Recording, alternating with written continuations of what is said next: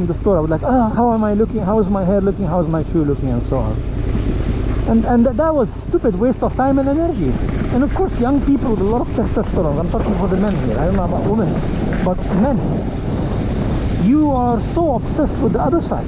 Like whenever you see something on TV, wow. Whenever you see Shakira dancing, wow. Whenever you see a teenage girl in your class, you're a teenage too, in your class, and you freak out. Oh, what a beautiful girl! I wish I could, date her. If you were able to control those urges, if you were able to delay those things, because you see, you have to be at a higher vantage point, like this point right now here. Gives you a good metaphor, right? Please. I'm happy that my son is like that. He's like working on developing himself before actually thinking about women right now. But you see this vantage point. It's a beautiful vantage point. You can see a lot. You can see the forest and the trees. But when you are at a lower vantage point, when you are in a teenage mind, you tend to overestimate things. Oh, she left me. You go and perform certain slices on your arm because she left you. Who left you? A girl that you might not even marry at all. A girl, once you stabilize financially and mentally, you might not even accept her, or she might not accept you too. It was not going to work out from the beginning. You are two different, not species, you are human beings, but I mean, culture itself is a big issue, like religion, for example. In my case, I might go and, I love you too, and all this thing, and cry at night and waste my time and not study and not read books and not do some activities, fun, swimming, horse riding, whatever other activities that actually develops my mind, chess and so on. What I do, I keep myself busy with thinking about women and love and all. At the end of the day, she's not going to marry me. Her parents are not going to accept a guy of a different religion. Why am I wasting my time? And yes, I was in a place in Lebanon where there are hardly any Baha'i families.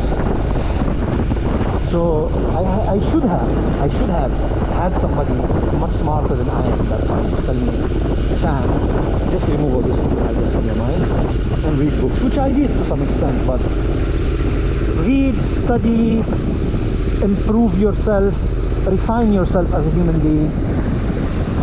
You see, there are so many blind spots in life people don't know about. You find people with lots of money doing things that are really harmful to themselves, to their body, to their kids.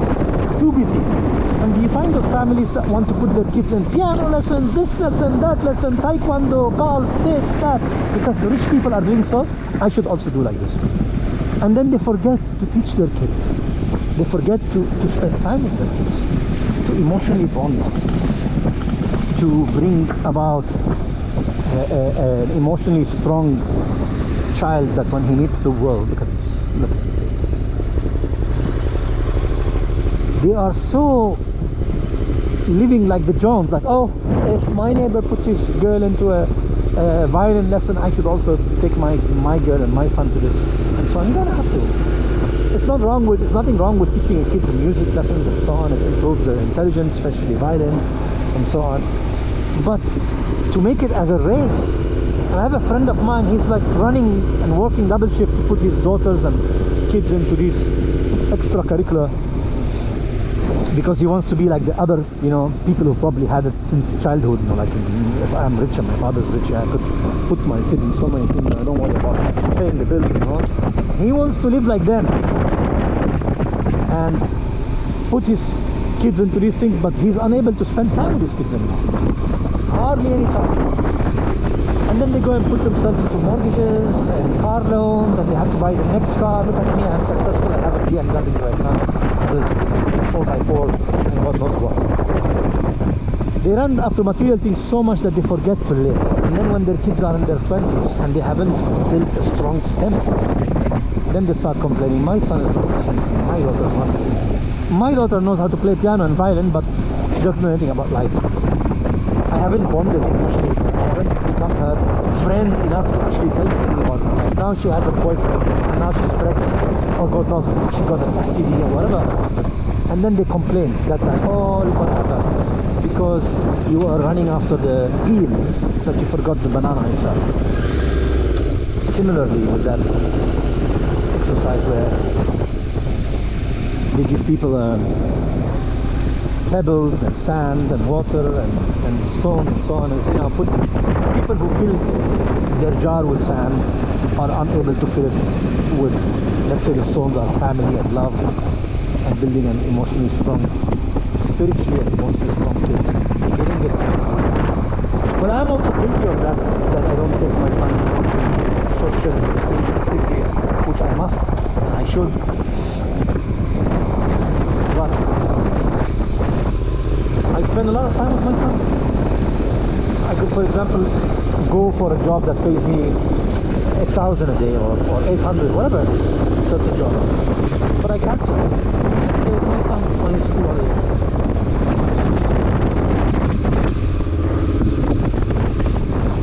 So people say, look, you have to earn money for the future. Don't worry about that. Smarter kid will survive. You can bring a stupid kid and give him a lot of money, and then the next day the money is gone. I don't want to say the word stupid, but ignorant, you could say, because stupid is like a label that this person is very stupid. But ignorant is like missing certain certain capabilities and wisdom and knowledge to be able to maneuver the world.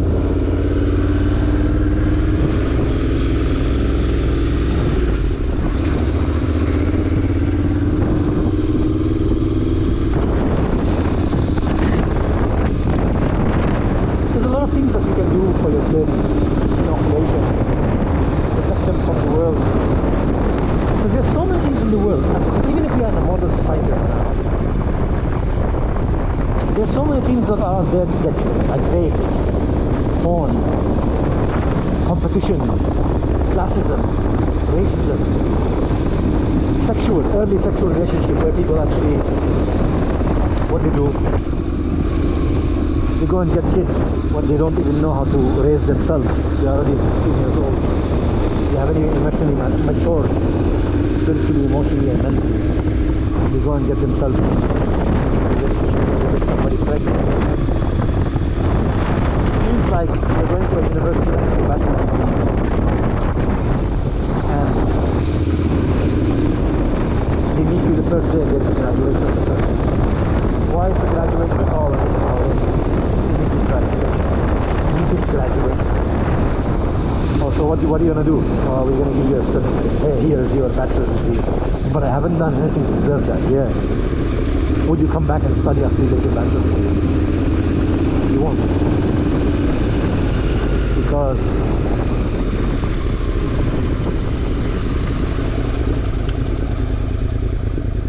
Because you went and